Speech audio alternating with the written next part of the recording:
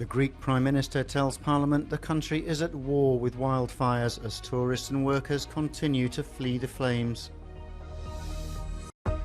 Volodymyr Zelensky slams a proposed extension of an EU ban on Ukraine's grain imports as Russia steps up attacks on its silos. Political uncertainty in Spain after Sunday's inconclusive elections, with the two main parties both saying they'll form a government. One man has died and at least 15 people are injured after a storm rocks northwestern Switzerland.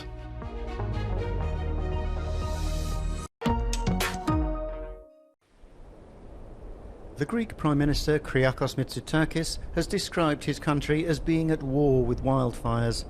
The blazes have forced evacuations as they've raged across the country, fuelled by strong winds and successive heat waves.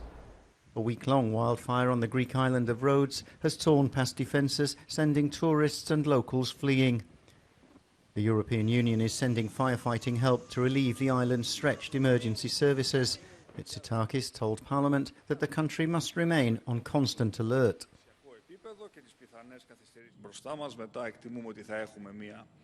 Αποκλιμάκωση του καύσωνα, αλλά είναι βέβαιο ότι για τις επόμενες μέρες, για τις επόμενες εβδομάδες θα πρέπει να είμαστε όλοι σε μόνιμη επιφυλακή.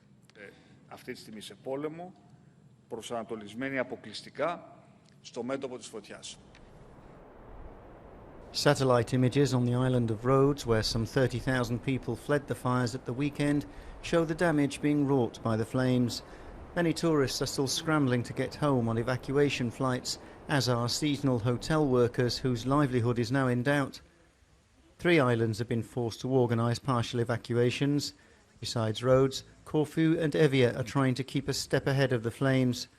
The heat wave is set to continue for at least a few more days across southern and eastern Europe, with governments issuing travel risk warnings, particularly to forested areas.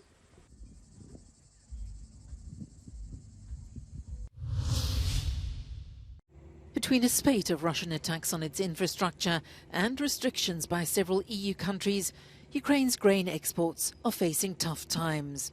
President Volodymyr Zelensky has slammed a proposed extension of a ban on the import of Ukrainian grain imposed by 5 neighbouring European nations.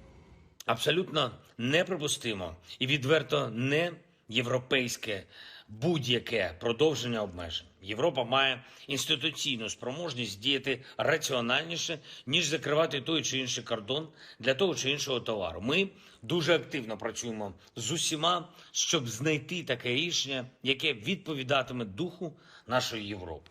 Daily Russian attacks on Ukrainian silos and port facilities since Moscow pulled out of the UN-brokered deal, allowing grain to be shipped via the Black Sea, has sharply raised global wheat and corn futures. The Kremlin's actions, including its suspension of its participation in the Black Sea Grain Initiative, have caused serious volatility to food prices, which will hurt impoverished and hard-hit areas of the world the most. We urge Russia to stop targeting food supplies and to return to the Black Sea Grain Initiative immediately. The UN Secretary-General has also urged Russia to return to the deal, warning of the devastating impact on the world's most vulnerable populations. Ukraine is the world's 7th largest exporter of wheat.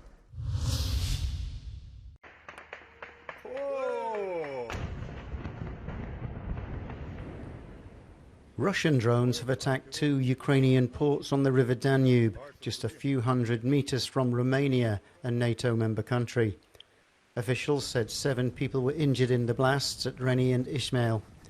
Warehouses were damaged along with port infrastructure.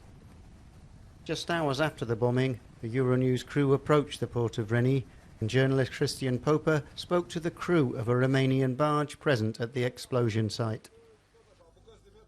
Adunați acum, practic, rămășițele de la explozie, din dronă, din... Am mai adunat, așa mai sunt. Asta a fost căzută, dar a avut o grămadă de capaci de ăsta înalte și au ținut-o să nu cadă în apă de tot. De pe barja lui a colectat niște obiecte despre care spune că, da, nu aveau cum să ajungă acolo decât în urma exploziilor. Spun membrii echipajului că acest material foarte subțire ar putea să fie chiar partea unei drone care a căzut la câțiva metri distanță de barja pe care o coordona. Officials said at the time of the attack there were 6 Romanian ships in Reni harbour. Cele 6 nave, după consumarea atacului, au contactat Port Control Galați și au cerut permisiunea de a intra în apele naționale românești. S-a găsit ca și soluție posibilitatea ancorării la malul drept în zona Midday Marine 74. Toate cele 6 nave sunt la ancoră, sunt în siguranță. Many residents of Galati, a Romanian town about 20 kilometres from the port of Reni, were woken from their sleep by the explosions. S-a auzit, ca și cum ar fi explozii la furnal, că s-au mai întâmplat. Nu cred că ar trebui să se întâmple așa ceva, în primul rând. Iar dacă se va extinde chestia asta, să ne ferească bunul Dumnezeu, ce să zic altceva. Asked about the attacks, the Romanian Ministry of Defence played down the close proximity to Romania. Din evaluările structurilor cu responsabilități din Ministerul Apărării Naționale, nu rezultă la acest moment posibilitatea unor amenințări militare directe la adresa teritoriului național, spațiului aerian sau apelor teritoriale ale României. The Russian drone attacks lasted almost 4 hours. 4 Ukrainian ports are on the Danube, but Moscow's proved that it's prepared to target them no matter how close they are to a NATO member.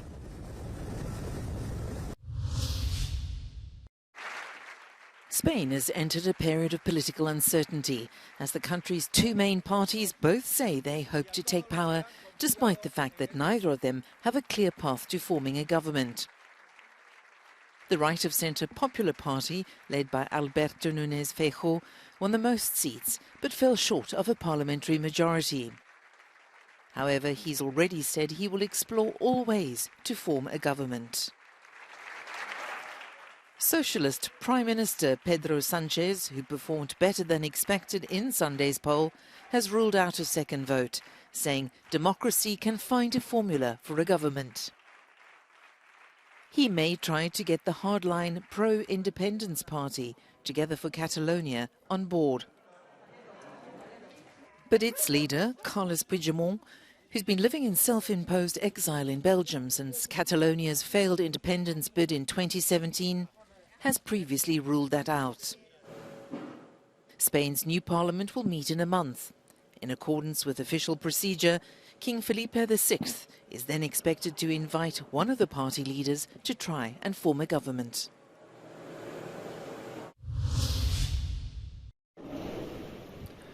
A man in his 50s has died in Switzerland after a violent storm swept through the town of La Chaux-de-Fonds on Monday. Around 15 people are also being treated for injuries by emergency services, according to police. The storm did not last long, but the strong gusts of wind caused significant damage, reaching speeds of 217 kilometers an hour. In its wake is a long line of destruction. Vehicles destroyed, roofs torn off, street furniture scattered on streets, and dozens of trees uprooted. Rescue and clearing operations are continuing. Swiss police are also appealing to the public not to put themselves at risk, especially in woodland areas.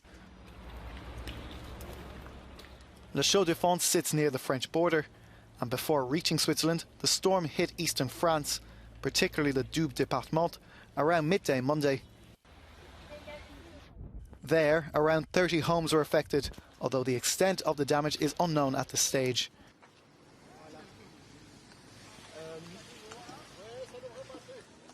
Other cities were also hit by heavy rain. And in the Italian province of Monza and Brianza, a woman was crushed to death by a large tree that suddenly fell on her.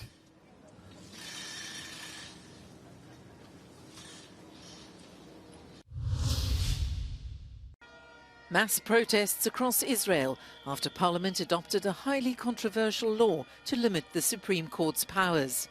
Police used water cannons in a bid to disperse crowds as demonstrators clashed with them late into the night, and at least 19 were arrested.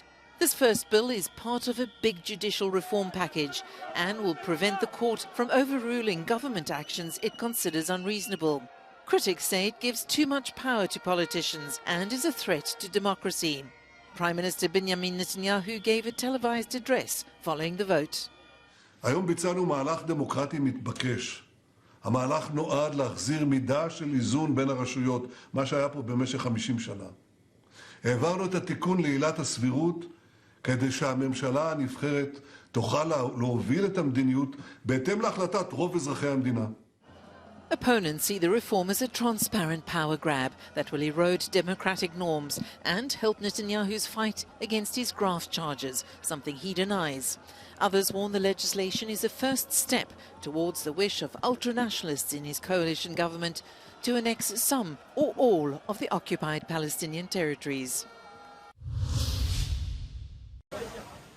The bodies of at least 17 people have been recovered after a small wooden boat capsized off the coast of Senegal overnight Sunday.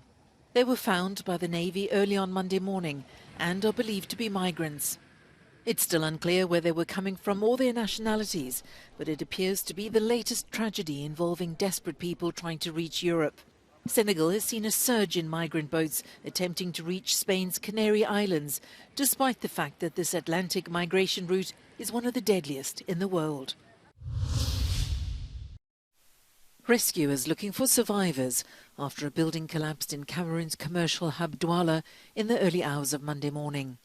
At least 33 people died and another 20 were injured when the 4-story block fell over onto another smaller residential building. Several children are among the victims.